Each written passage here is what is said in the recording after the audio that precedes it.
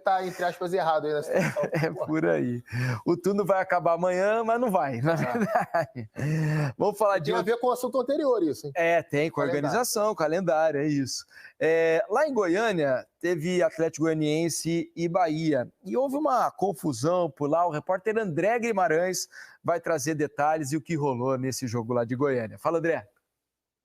Oi, Felipe, muito boa noite para você, para o amigo ligado na gente. Pois é, Atlético Goianiense e Bahia terminou em uma grande confusão aqui no estádio Antônio Ascioli, em Goiânia. Primeiro, eu preciso contar como foi essa partida, né, que se desenrolou no segundo tempo, com o Luiz Fernando, atacante do Dragão, abrindo o placar aos 14 minutos. O Bahia foi buscar o resultado só no último minuto de jogo. Aí é que começa a confusão. Antes de encerrar a partida, antes do Bahia chegar ao gol, o juiz marcou um impedimento. Quando ele apitou, o zagueiro Alex, do Atlético, tirou a camisa para comemorar, pensando que tivesse encerrado a partida. O Alex acabou expulso e depois, na cobrança de falta, no lance seguinte, já nos 53 minutos do segundo tempo, né, o último minuto de acréscimo, o último lance do jogo, o Bahia empatou com o Jean Lucas. Nesse momento, começa toda a confusão.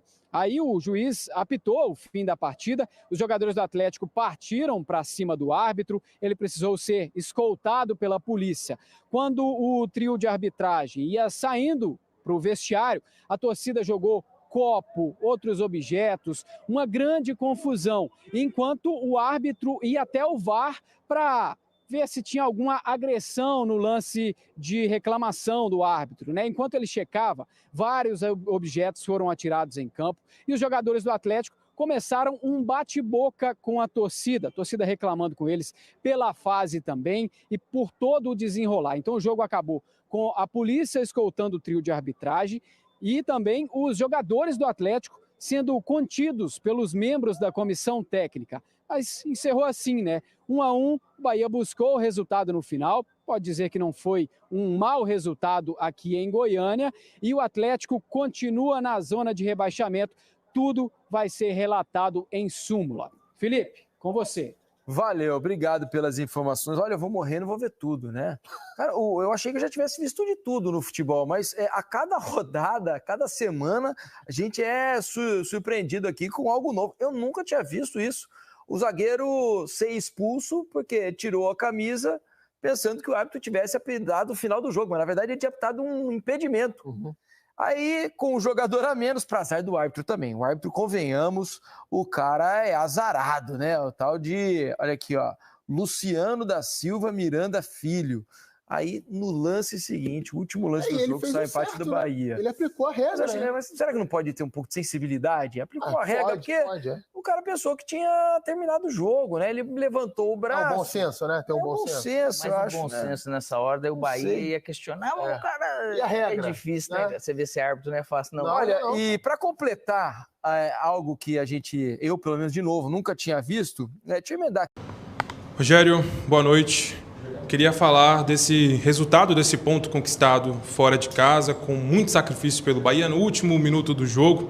A gente, acompanhando ali na beira do campo, te viu reclamar diversas vezes sobre os erros de passe, sobre os erros do Marcos Felipe na saída dos tiros de meta e tantas outras situações. Queria saber de você por que o Bahia precisou sofrer para buscar esse ponto fora de casa. Boa noite. Boa noite. Sofrer nesse Campeonato Brasileiro, todo mundo sofre para conseguir resultados, né? E nem sempre são os triunfos, né? Acho que fizemos bons, fazendo uma análise do jogo, acho que vou tentar resumir para você. Os primeiros 23, 24 minutos, muito bom. O Atlético Goianiense não pegava praticamente na bola. Nós controlávamos o jogo, tivemos uma boa finalização com o Tassiano, que podia ter sido melhor, boa jogada do Everaldo, enfim, dominávamos o jogo. E depois disso, eles começaram a apertar mais a marcação e nós perdemos o controle do jogo e não conseguimos fazer daí, no restante da partida, um bom jogo. Sobre saída de bola, nós não acertamos o ponto correto da onde colocar a primeira bola para a gente ganhar essa primeira bola e dar sequência na jogada. Essas foram as reclamações, eu falei já com o próprio Marcos, ele sabe como nós treinamos a saída quando apertado, o que nós temos que fazer. Sobre outra coisa, erros de passe, nós erramos realmente muitos passes e não tem nem a justificativa hoje do gramado, porque o gramado é bom, não temos a justificativa. Então, assim, é um momento que você perde 2 jogos, você perde um pouco a confiança, e é natural. Assim como você ganha, você faz coisas, às vezes, até mais do que você imagina.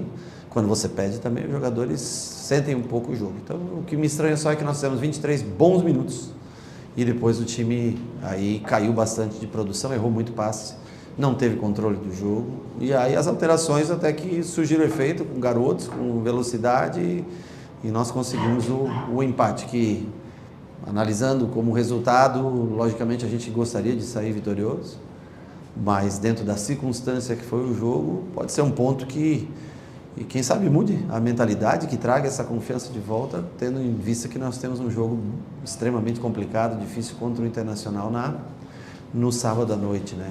Já que a cada 3 dias a gente, com alterações de tabela, quando a gente pede alteração, tem que despedir 10 dias antes. Quando eles alteram, eles podem alterar 5 dias antes e aí colocam jogos de 3 em 3 dias. Mas vamos seguir, não é fácil, é um primeiro turno com 31 pontos.